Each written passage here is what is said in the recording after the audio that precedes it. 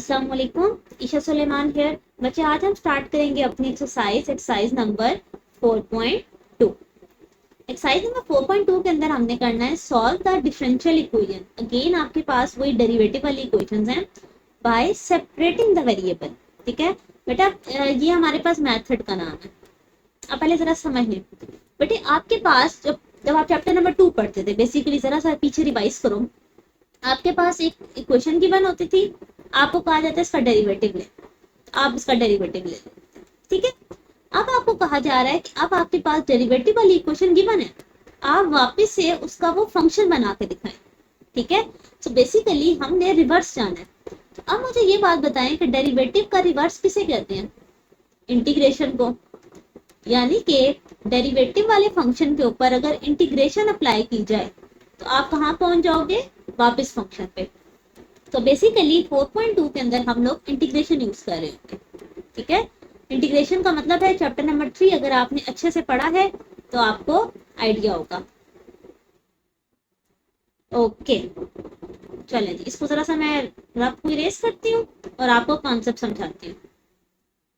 अच्छा बेटे, अब एक और देखो, अब सेपरेटिंग ऑफ वेरिएबल मेथड का नाम। अब सेपरेटिंग का मतलब है अलहदा करना वेरिएबल्स, यानी कि वेरिएबल को। तो इसका मतलब ही उसके फॉर्म नाम से पता चल रहा है कि हमने सेपरेट करके सॉल्व करना है। बेटे आपने क्या करना है, सिंपल मेथड है, आपने x वाले फंक्शन को एक साइड पर और y वाले फंक्शन को एक साइड पर रखना है।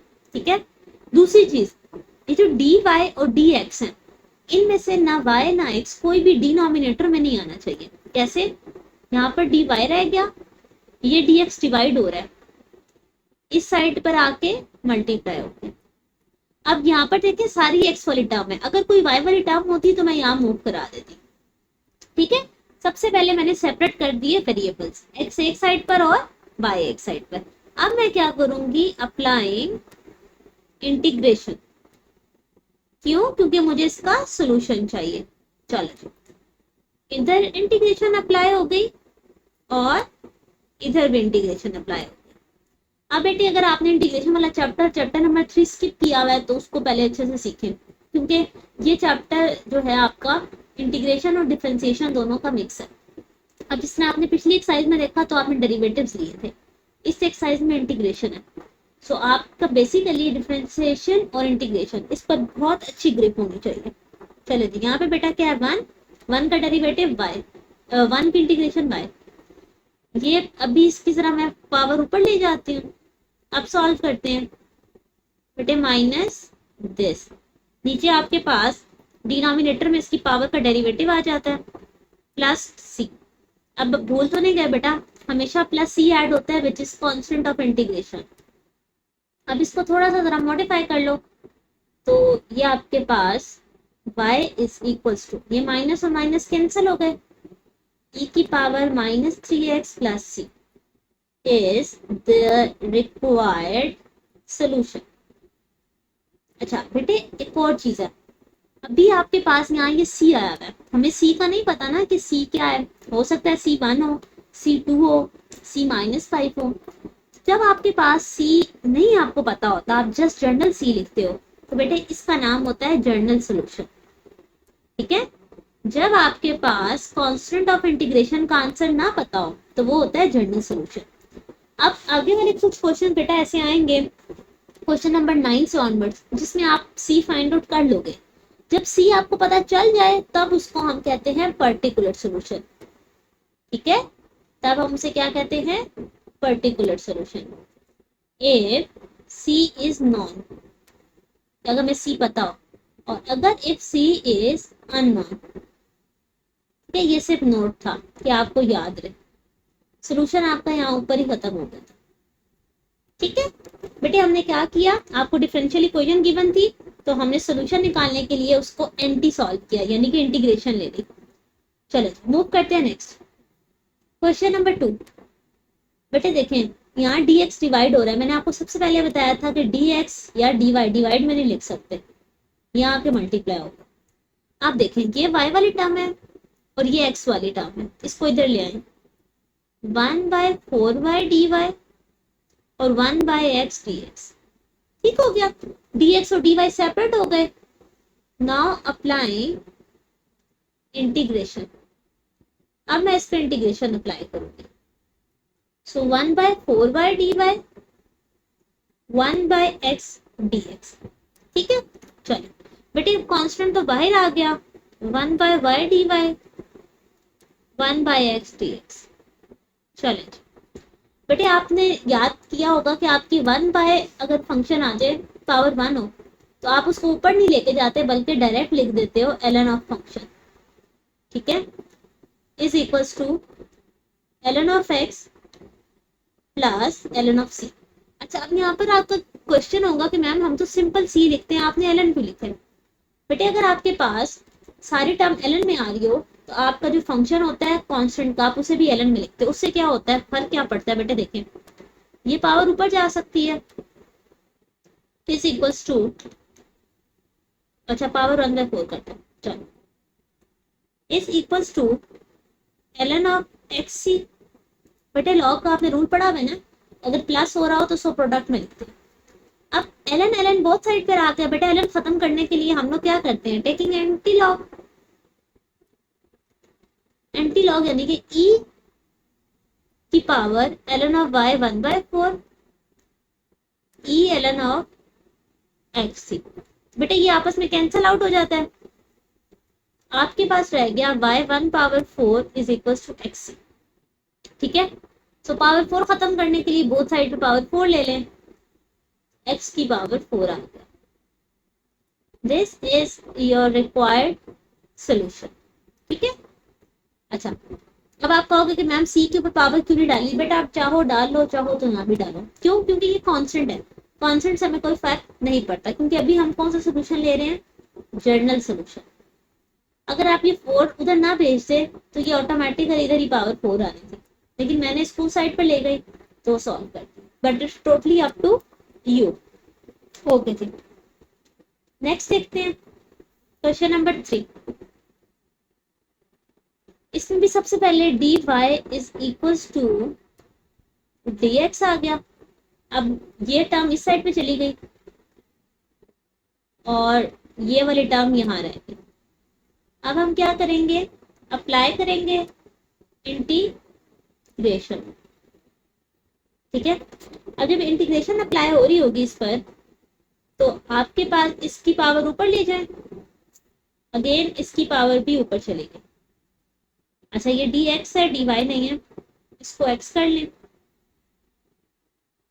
चलिए, अच्छा अब यहाँ पर अगर आप देखो तो यहाँ पे पावर रूल लगेगा, पावर में एक नंबर ऐड हो जाता है, पावर में एक नंबर ऐड, x की भी पावर में एक नंबर ऐड हो गया और प्लस कांस्टेंट। बेटा y की power -2 is equals two plus c। तो अब हम क्या कर सकते हैं बेटे, ये माइनस, चलो एक दफा यहाँ पे लिखेंगे, -1/2 बन गया। और इसको जरा सा बेटा मैं मॉडिफाई करना चाह रही हूँ, आप इसको जैसे मर्जी मॉडिफाई करो। बेसिकली ये आपका आंसर आ चुका है, 1/-2y² is equals to 1/-x plus c। अब ये माइनस है ना, इसको उस साइड पर ले जाएं। ठीक है, अगर मैं इसको उस साइड पर ले जाऊं तो ये क्या बन जाएगा, 1/पॉजिटिव, और ये तो इस साइड पर क्या रहेगा, सिर्फ और सिर्फ 0। This is your required solution. बेटा बेसिकली मैं ये माइनस खत्म करना चाह रही हूँ तो मैं इसको उस साइड पर ले गई, उससे ये हुआ कि मेरे पास जो नेगेटिव साइन है वो पॉजिटिव में चेंज हो गया। ठीक है, so this was your solution for part number 3। Part number 4 को देखते हैं। बेटे पार्ट नंबर 4 में सबसे पहले तो ये ऐसे चेंज करो ना, e की पावर 2x dx। अच्छा अब ये देखो एक x और एक y है, लेकिन हमने एक्सपोनेंशियल पढ़ा हुआ है, हमने क्या बात पढ़ी हुई है कि हम इनको सेपरेट कर सकते हैं, ऐसे ऐसे लिख सकते हैं। बेसिस सेम हो तो पावर ऐड होती है ना, तो मैंने वापिस से बेसिस को तोड़ दिया। अब ये मल्टीप्लाई हो रहा है, इस साइड पर आके डिवाइड हो गया और ये मल्टीप्लाई में गया। ठीक है, अच्छा सेपरेट हो गए, क्या अप्लाई करनी है, integration, applying integration. So integration of e की power -3y dy integration of e की पावर 2x dx। अब इंटीग्रेशन का आंसर क्या होता है, जो भी उसकी पावर है वो नीचे आ जाती है, पावर पे derivative is equals to e की power 2x divided by 2 plus C. Again ये टर्म नेगेटिव है, इस साइड पर जाके क्या हो जाएगी पॉजिटिव, और इसको डिनोमिनेटर में लिख लेते हैं। बेटा ये उस साइड पर जाएगा तो +1/3 ऐसे, और ये प्लस है और प्लस, ठीक है। तो यहाँ पर क्या रहेगा 0। This is your required solution for part number 4, ठीक है। चलो नेक्स्ट मूव करते हैं। Question number 5। सबसे पहले यहाँ पर देखो तो ये dx डिवाइड हो रहा है, इस साइड पर आकर मल्टीप्लाई हो गया। अच्छा जब ये मल्टीप्लाई हुआ तो बेटे अब वाई स्क्वायर इस साइड पर ले जाते हैं, और यहाँ पर रह गया ये वाले टर्म, सेपरेट हो गए। Now applying integration. जब आप इस पर इंटीग्रेशन अप्लाई करोगे y की पावर -2 पे और इस पे, बेटे अब जरा एक चीज का ध्यान दो, यहाँ पर तो पावर रूल लग जाएगा, यहाँ पर देखो तो ये कौन सी फ्रैक्शन है, इम्प्रॉपर है ना, नीचे पावर 1 है ऊपर पावर 2 है। इसका मतलब ये है कि हम इसको सॉल्व कर सकते हैं। बेटा मैंने ये स्टार लगाया और स्टार में से जो वैल्यू है उसको सॉल्व करने की कोशिश करते हैं। x² बाय 1 + x को क्या किया जा सकता है बेटे, x² आपके पास अंदर आ गया, 1 + x बाहर आ गया, ये x2 है, यहाँ पावर 1 है, एक x से मल्टीप्लाई करते हैं, ये आंसर आ गया। आपको पता है हम यहाँ पे साइन चेंज करते होते हैं। अब ये +x है तो -1 से मल्टीप्लाई किया, अगेन साइन चेंज हो गए, 1 रह गया। अब लिखते कैसे होते हैं हम लोग बेटे, हम लोग इसको लिखते कैसे होते थे आपको याद है? अगर आपके पास समझे 31 है और आपने इसको 5 पे डिवाइड करना है, 5 6 है 31, आप कहते थे 6 × 1/5, ये इस जगह आ जाता था, ये इस जगह और ये इस जगह। तो सेम आपने ऐसे ही करना है, x - 1 ये इस साइड पर आ गया, +1/1 + x, ठीक है। ये मैंने ऐसे जगह चेंज कर दी, ठीक है। चलो इसको फर्दर सॉल्व करते हैं। अब ये फॉर्म बन गई, अब इसको पुट कर देते हैं स्टार में, ठीक है। चलो सो यहाँ पर आपके पास इसके इंटीग्रेशन से क्या आ गया, -2 + 1 -2 + 1 is equals to integration of x integration of 1 integration of 1 + x dy, ठीक है। ये सारा रकबत था। अब इसको थोड़ा सा सॉल्व करते हैं बेटे। y की पावर -1 बाय -1, x की इंटीग्रेशन -x 1 बाय फंक्शन, अगर फंक्शन का डेरिवेटिव ऊपर बन रहा है तो हम ln ऑफ फंक्शन लिखते हैं +c। बेटे इस वाले स्टेप को समझो, 1 + x है ना, 1 + x का डेरिवेटिव क्या है 1। अगर फंक्शन की पावर 1 हो और फंक्शन ऊपर अवेलेबल हो तो ln ऑफ वो फंक्शन लिखते होते हैं, ठीक है। अच्छा अगेन ये नेगेटिव साइन है, इस साइड पर जाके पॉजिटिव हो जाएगा, सो +1/y plus this equals to 0. This is your required solution. ठीक है बेटे, होप सो आपको कॉन्सेप्ट क्लियर हुआ होगा। हम यहाँ पर क्या कर रहे हैं, सेपरेशन ऑफ वेरिएबल्स कर रहे हैं। नेक्स्ट मूव करते हैं, क्वेश्चन नंबर 6। अच्छा जी, अब यहाँ पर देखो 2y तो ठीक है, x + 1 यहाँ एक्स्ट्रा, सो इस x पे आके क्या हो गया, डिवाइड हो गया, सेपरेट हो गए वेरिएबल। अप्लाइंग इंटीग्रेशन, अब जब आप इंटीग्रेशन अप्लाई करोगे 2y dy पे और x पे, बेटे अब अगेन आप ध्यान दो, इन दोनों की पावर सेम है, इसका मतलब है कि आपको इसको मजीद सॉल्व करना चाहिए। मैं यहाँ साइड पर सॉल्व करती हूँ, x × x + 1, बेटे 1 से मल्टीप्लाई किया, सो ये आपके पास -1 आ गया, ये इस जगह लिखा जाएगा, yes. Integration of 2y dy is equal to integration of 1 यहाँ आ गया, -1/2 एक्स प्लस 1। ठीक है, क्लियर। 1 इस साइड पर आ गया, ये नीचे चला गया, -1 ऊपर आ गया। चले हम अप्लाई करते, 2 बाहर, y के ऊपर पावर रूल लग गया, 1 की इंटीग्रेशन x माइनस, इस पे क्या लगेगा, ln प्लस c।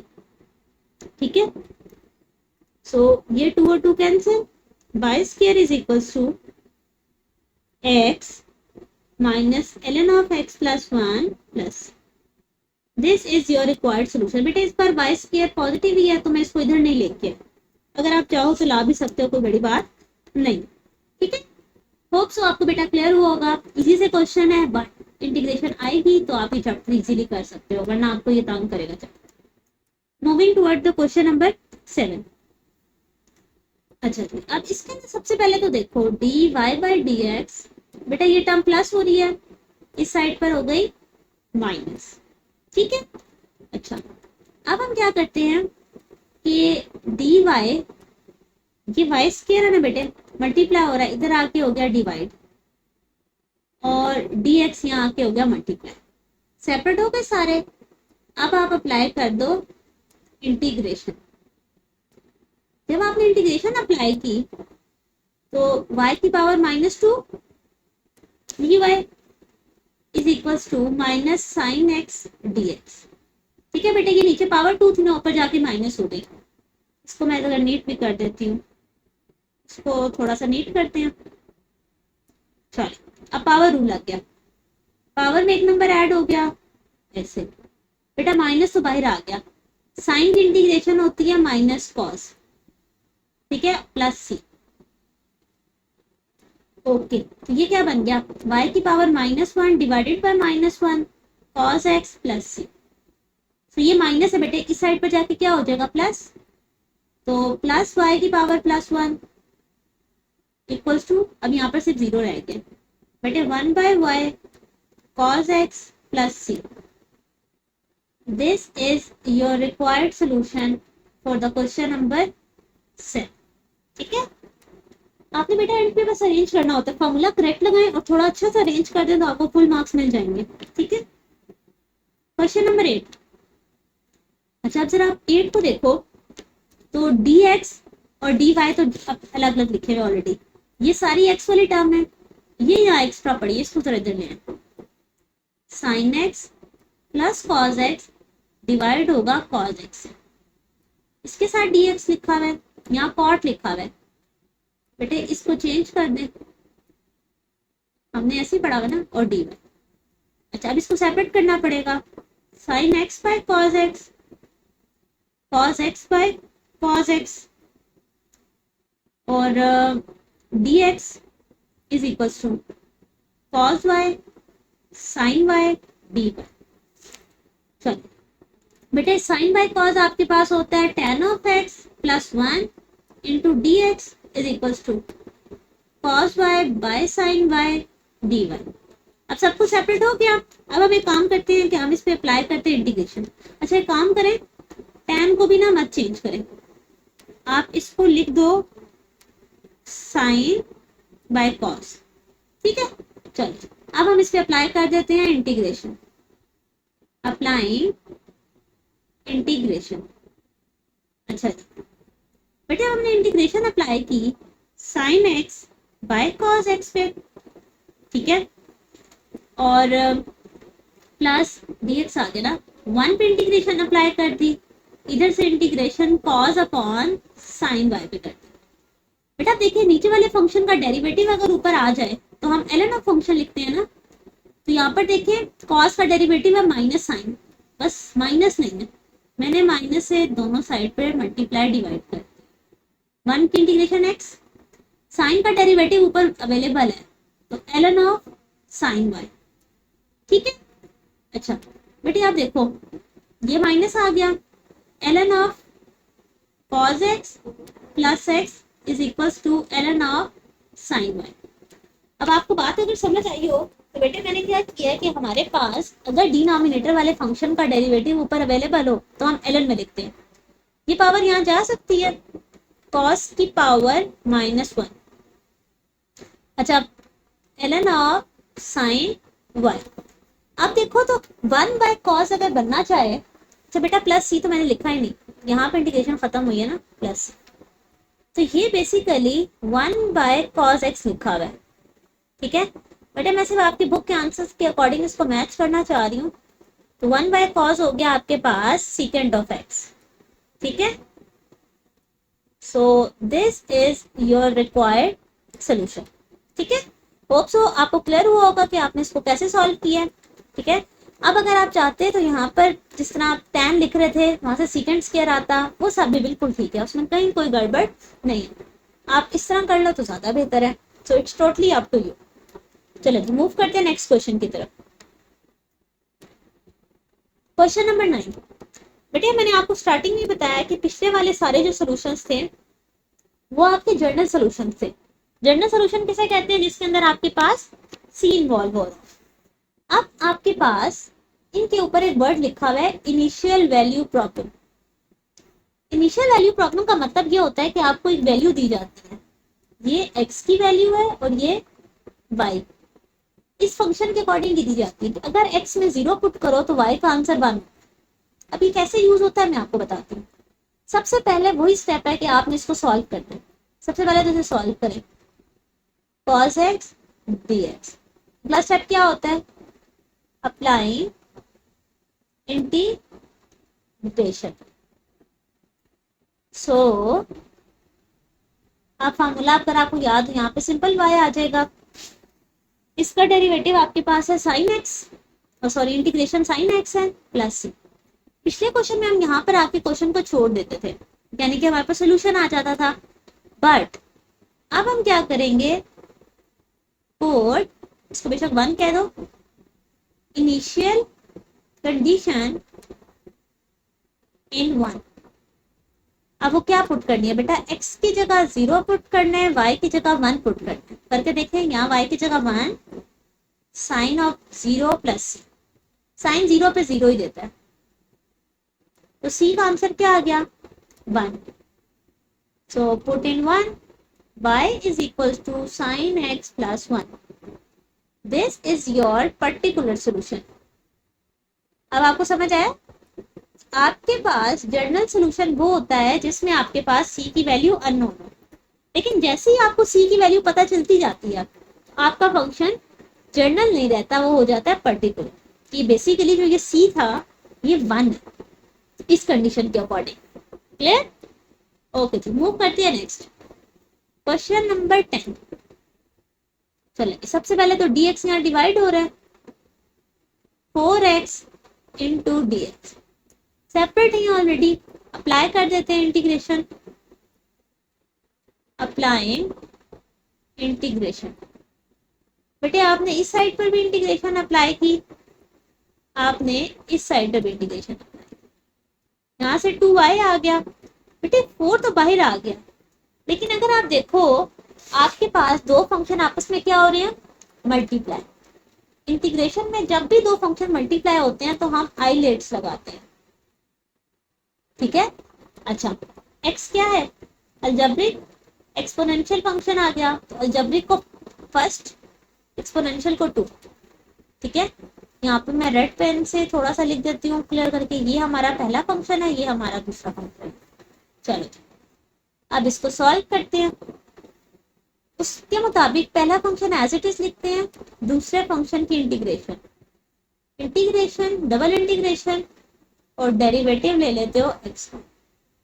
ठीक है बेटे, अब अगर आपको आइलेट्स याद नहीं है तो दोबारा चैप्टर नंबर 3 के अंदर इसको अच्छे से सीखें। यहाँ पे मैंने इंप्लीमेंट किया है, पहला फंक्शन एज इट इज, दूसरे की इंटीग्रेशन माइनस डबल इंटीग्रेशन और फिर फर्स्ट वाले का डेरिवेटिव। चलिए x e की पावर माइनस एक्स की इंटीग्रेशन आ गई, नीचे पावर का डेरिवेटिव माइनस पहली इंटीग्रेशन ये आ गई, x का derivative 1। So 2y is equals to e की पावर माइनस एक्स, ये माइनस साइड पर आ गया, ये माइनस और ये माइनस प्लस dx। यहाँ पे एक दफा dx और भी आता है। चलो जी ओके, यहाँ पर भी हम इसको रफ में दे देते हैं। बेटे यहाँ से क्या रह गया? 2y is equals to 4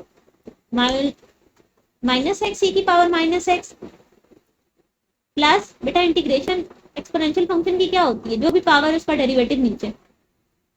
okay, अब आ जाएगा प्लस सी। ठीक है, अच्छा अब उसके बाद अगर आप देखो तो बेटा 2 1s are 2 2 2s are 4 y is equals to 2 into ये माइनस ई की पावर माइनस एक्स प्लस, ये आ गया बेटे आपका जनरल सोल्यूशन। अब हम क्या करेंगे, पुट इसको स्टार कह देते हैं, put initial condition in star, x की जगह 0 y की जगह 2 x की जगह 0 पुट किया, ये 0 हो गया e की पावर माइनस 0। ठीक है, अच्छा जी बेटे 2 इज इक्वल्स टू, यहाँ पर अगर आप देखो 2 माइनस ई की पावर माइनस 0 बेटा 1 होता है। ठीक है, मैं यहाँ साइड पर आपको बताती हूँ कैसे।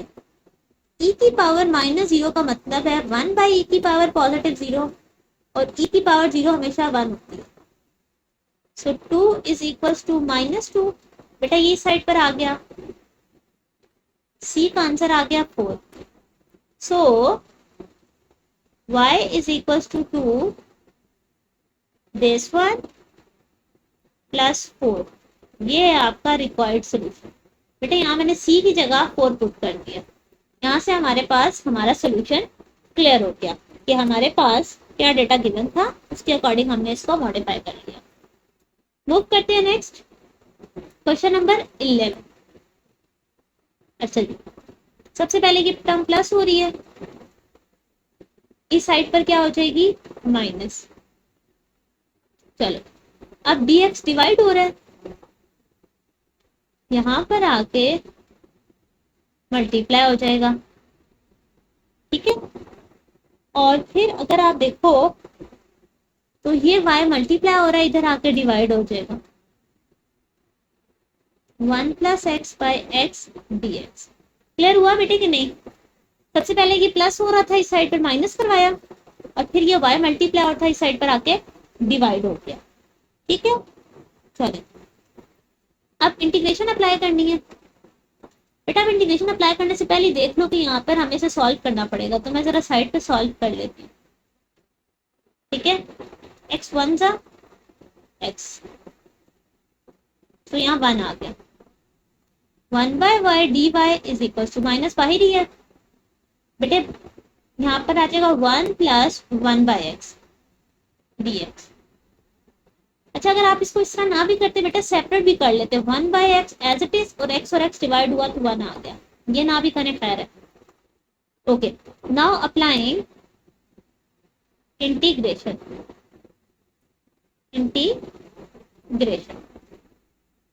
चलो अब इस पे इंटीग्रेशन अप्लाई करते हैं। So integration of 1 by y d y is equal to minus, बेटा मैंने चलो माइनस अंदर मल्टीप्लाई कर दो, -1 पे इंटीग्रेशन -1 बाय एक्स पे इंटीग्रेशन। ठीक है बेटा, माइनस अंदर लिखो या बाहर लिखो कोई खास फर्क नहीं पड़ता। सो 1 बाय वाई क्या कहते हैं, ln of y minus x ln of x. ठीक है, और फिर क्या आ जाएगा प्लस सी। बेटा ये माइनस हो रहा है, इस साइड पर ले आओ जरा इसको, दोनों ln को आपस में रखते हैं, और जो अगर ऐड हो रहे हो तो वो इस फॉर्म में लिखे जाते हैं। चलो लिख दी हमने, बेटा ये आ गया स्टार। अब आपने क्या करना है कि इसके अंदर पुट करना है, put y1 is equal to 1, x की जगह 1 y की जगह 1, ln ऑफ 1 1 जा 1 और -1 प्लस सी। बेटे ln ऑफ 1 हमेशा हमारे पास 0 देता है। ठीक है, ये -1 है, उस साइड पे जाके प्लस हो गया। अब स्टार में पुट कर दो, दिस इज इक्वल्स टू ये, this is your required solution. बेटे C1 आ गया, मैंने स्टार में इसको वापस पुट किया, यहाँ पे 1 आ गया, बाकी सोल्यूशन है ऐसे। और मुझे जरा बताएं अब ये जनरल सोल्यूशन है या पर्टिकुलर सोल्यूशन है? जी हाँ जी, yes it's a particular solution. General कब था, ये यहाँ तक जनरल था, कंडीशन पुट करने से वो पर्टिकुलर सोल्यूशन हो गया। वो करते हैं नेक्स्ट, क्वेश्चन नंबर 12। अच्छा जी, सबसे पहले तो हमें लिखना पड़ेगा dy by d x is equals to, ये प्लस हो रहा है, इस साइड पर क्या हो गया माइनस, डी वाई यहाँ पर क्या हो रहा है डिवाइड हो रहा है, इस साइड पर मल्टीप्लाई हो जाएगा। ओके, y क्या हो रहा है मल्टीप्लाई, y इस साइड पर आके डिवाइड हो गया, -1 by y d y is equals to, ये चले एक काम करें माइनस ना लेके जाए, हम उसको कॉज में एब्जॉर्ब करवा लेंगे। चले मैंने से बेटा y यहाँ पे लेके गया, माइनस उधर ही है, tan को क्या लिखते हैं साइन बाय कॉस, ठीक है। अच्छा अभी मैं आपको बताती हूँ मैंने ऐसे क्यों किया, देखिए फंक्शन का डेरिवेटिव ऊपर बन गया, ठीक है। अच्छा जी, नाउ अप्लाइंग इंटीग्रेशन, जब मैंने इस पर इंटीग्रेशन अप्लाई करूंगी बेटे 1 by y d y is equals to integration of minus sine 2x divided by cos 2x। बेटे अब देखो कॉस का डेरिवेटिव माइनस साइन है ऊपर बिल्कुल अवेलेबल है, लेकिन क्या 2x का डेरिवेटिव साइड पर है कि नहीं, देखिए साइड पे बेटा मैं आपको लिख के बताती हूँ, cos 2x का डेरिवेटिव ले तो वो क्या आएगा माइनस साइन 2x, 2x का डेरिवेटिव 2, ये चीज ऊपर होनी चाहिए, क्या नहीं है 2 नहीं है, मैंने 2 से मल्टीप्लाई भी कर दिया और 2 से डिवाइड भी कर दिया, क्लियर। ये चलिए मैं इसको नेक्स्ट स्टेप में लिखती हूँ, क्योंकि बाद में अगर आप नोट्स में से लेते हो तो आपको क्लैरिटी रहे कि अगले स्टेप में होगा। सो 1 बाय वाई डी वाई, सो एक मिनट इसको भी यहाँ से बस ऐसे कर दें, चले 1/2 बाहर भी आ गया और अंदर भी आ गया, divided by cos 2x dx, clear. अच्छा अब इसको आगे सॉल्व करते हैं, बेटा 1 बाय वाई को क्या कहेंगे ln of y, 1/2 ln of cos, ln of, क्योंकि फंक्शन का डेरिवेटिव ऊपर अवेलेबल है, cos 2x और प्लस क्या आ जाएगा ln ऑफ c, क्योंकि अब देखिए दोनों टर्म ln के साथ है, ठीक है। So ln of y is equals to, अब अगर आप देखो तो ln ऑफ cos 2x, बेटा ये लॉग का रूल होता है ना, जिसकी कोफिशिएंट होता है ये पावर में जा सकता है, तो 1/2, चले ln of y is equals to, ये दोनों प्लस हो रहे हैं, इसका मतलब है प्रोडक्ट में लिख सकती हूँ मैं इन्हें, ठीक है। अच्छा जी, प्रोडक्ट में मैंने लिख दिया ln ऑफ में ना, तो बेटा जब इसको मैं एंटी लॉग लूंगी, टेकिंग एंटी लॉग, तो क्या होगा दोनों ln खत्म हो जाएंगे, बेटा 1/2 का मतलब है under the root cos 2x into c, clear. एक सेकेंड में इसका थोड़ा सा कलर चेंज करूँ आपको दिखाती हूँ, ये बेटे 1/2 का मतलब था अंडर रूट 7c आ गया। अब आपने क्या करना है, इसके अंदर कंडीशन पुट करनी है, ठीक है। x की जगह 0, y की जगह 2, तो यहाँ पे आ जाएगा 2 अंडर द रूट cos 2 1 जा नहीं 0 है ना, 2 0 सा 0। अच्छा अब बेटा cos 0 हमेशा 1 देता है, ठीक है। सो c 1 है, तो यहाँ से c का आंसर क्या आ गया 2, जब c का आंसर 2 आया सो यहाँ पर क्या आ जाएगा 2 under the root cos 2x, ये है आपका रिक्वायर्ड सोल्यूशन, ठीक है। This is your required solution. बेटा इसको एक दफा से फिर से देखें ताकि आपको क्लैरिटी हो। आपके पास था tan, ठीक है, कहाँ पे क्या गिरा tan, आपने इसको साइन बाय कॉस लिखा, नीचे वाले फंक्शन का डेरिवेटिव ऊपर कंप्लीट करना था, 2 मिसिंग था, 2 से मल्टीप्लाई डिवाइड किया, जो यहाँ पर स्टार्टिंग में था वो पावर में चला गया, 1/2 अंडर रूट को कहते हैं। अगर दो लॉगरिथम फंक्शन ऐड हो रहे हो तो वो मल्टीप्लाई में लिखे जाते हैं, और यस बाकी तो सिंपल है, ठीक है। ओके जी बेटा इनकी अच्छे से प्रैक्टिस कीजिएगा, बहुत इजी से क्वेश्चन है, बट आपको इंटीग्रेशन आ जाए तो इजी है। नेक्स्ट मूव करते हैं, क्वेश्चन नंबर 13। अच्छा डी वाई, यहाँ पर dx डिवाइड हो रहा है, इस साइड पर जाके क्या हो जाएगा इस पूरी टर्म के साथ मल्टीप्लाई, अब ये तो y वाली टर्म है, इसका मतलब है इसको यहाँ पर लिखना चाहिए, ठीक है, is equal to d x. Separate हो गया सब कुछ। अब अप्लाई करते हैं इंटीग्रेशन। Now applying integration. ठीक है, so integration of 1 by y square plus 4 d Y, integration of d x. बेटे अब यहाँ पर देखो ना, तो सबसे पहले हम ये चीज चेक करते हैं क्या फंक्शन का डेरिवेटिव ऊपर है कि नहीं। वाई स्क्वायर का डेरिवेटिव 2y होता है। 2 तो मैं मल्टीप्लाई डिवाइड कर लूंगी, लेकिन y तो नहीं कर सकती और वो मिसिंग है। इसका मतलब ये है कि मुझे किसी फार्मूले की तरफ जाना पड़ेगा। बेटे अगर आपने इंटीग्रेशन वाले क्वेश्चन किए हो तो हमने एक फार्मूला पढ़ा है 1 by X square plus A square, ये होता है tan inverse of x by A के इक्वल। ठीक है, प्लस सी। अब यहाँ पर देखें तो 4 किसका स्क्वायर है? 2 का स्क्वायर है ना। अगर मैं इसको ऐसे लिखना चाहूँ और इधर तो आंसर लिख सकती हूँ 1 है ना, तो x आ गया।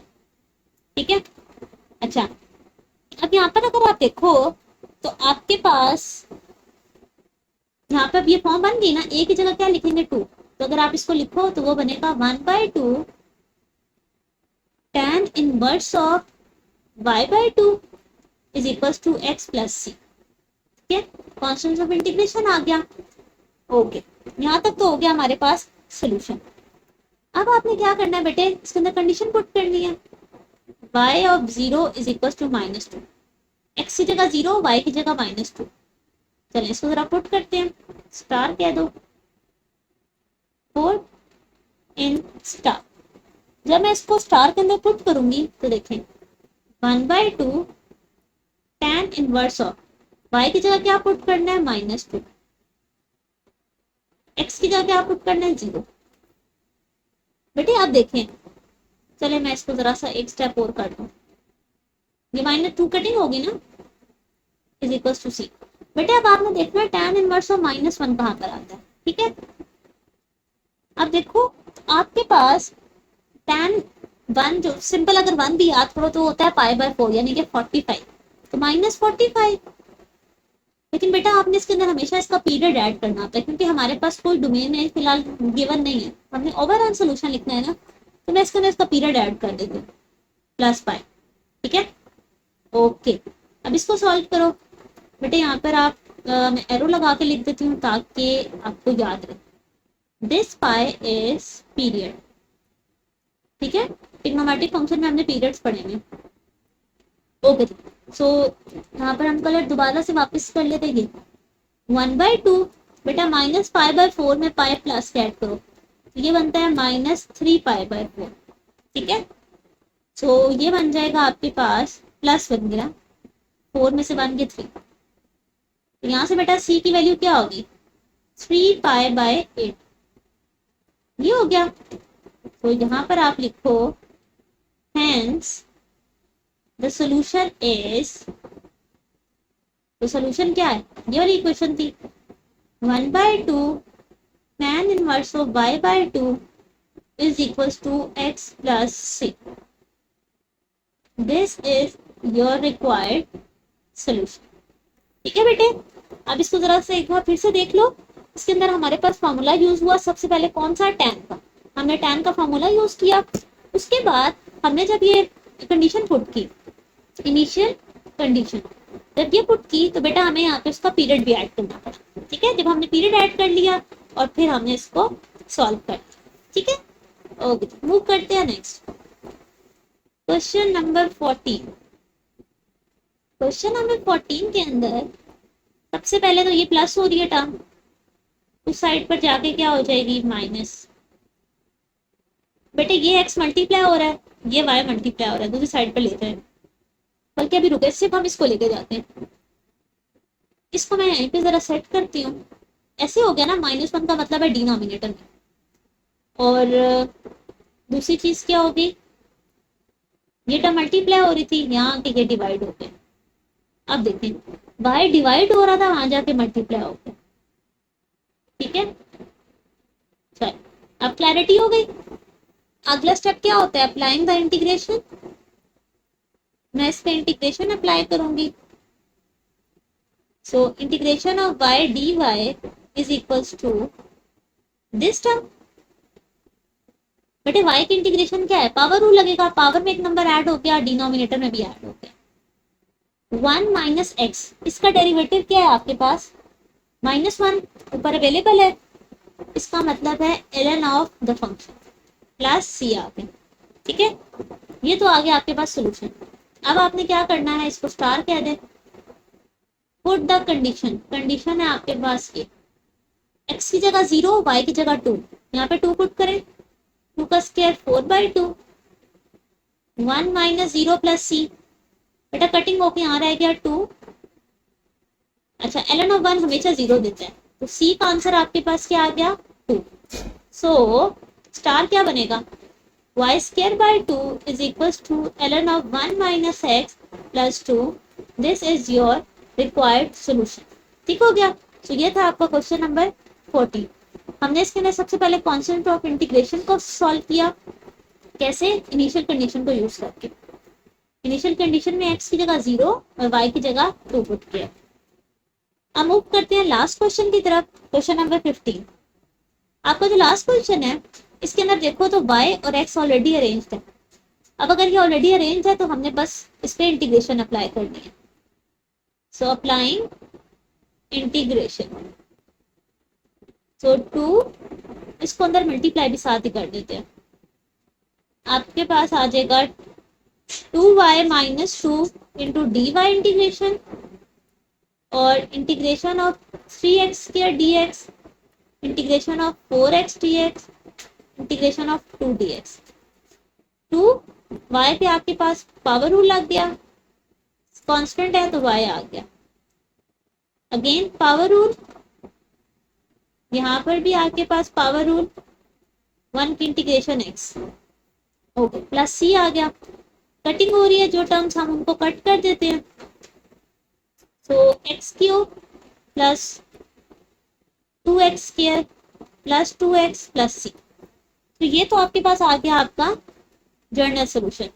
अब हमने इसके अंदर अपनी कंडीशन पुट करनी है ताकि हमारे पास c आ जाए। तो x की जगह 0, y की जगह -1, -1 का square, this one 0 plus 0 plus 0, बेटा x तीनों के तीनों 0 हो गए, 1 प्लस 2 1 2, c का आंसर आ गया 3। सो हमने वैल्यूज तो सॉल्व कर ली, इसको स्टार कह दें, put in star. So y square 2y is equals to 2x square plus 3। ये है आपका required solution for the part number 50। So यहाँ पर हमारी एक्सरसाइज एंड होती है। जहाँ कहीं पे भी एरर आया आप मुझसे व्हाट्सएप पे पूछ सकते हैं। ओके जी, अल्लाह हाफिज।